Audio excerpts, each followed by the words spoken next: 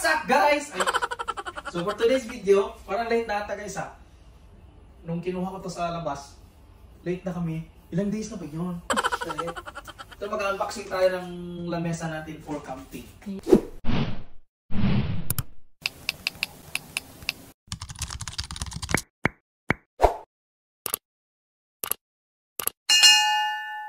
Ito mag-unboxing tayo ng lamesa natin for camping.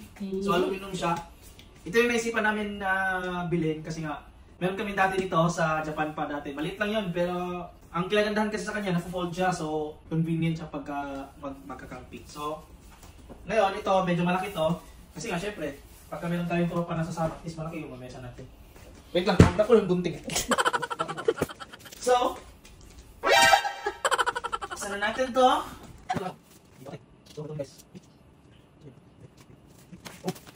Tingnan natin kung gaano siya kalaki, gaano kaganda.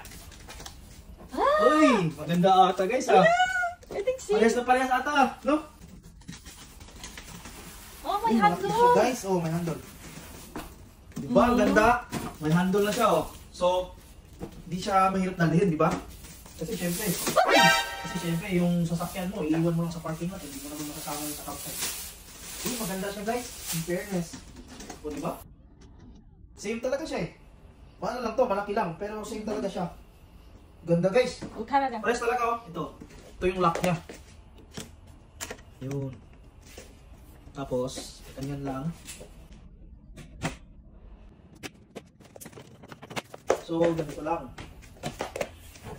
Grabe, ang ganda. Bilis na mo, di ba? Oh. Oh. Oh, oh. Okay. Kita.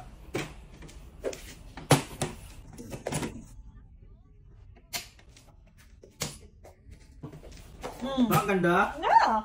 Ngayon, pwede mo pa siyang i-extend.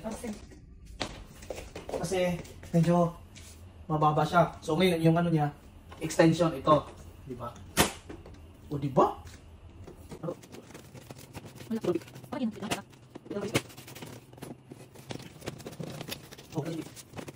O ba? Sakto-sakto yung height niya. Wow, ang galing.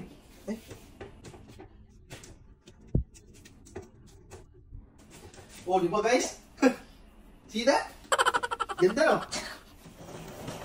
Oh, ganyan siya kahaba. Hindi siya masyadong malapad pero goods na rin.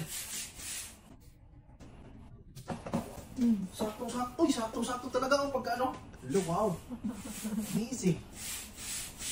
Ganda guys. Highly recommended. Amazon, bakit naman?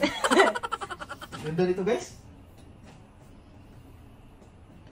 Nagandahan dito, mag-fold siya.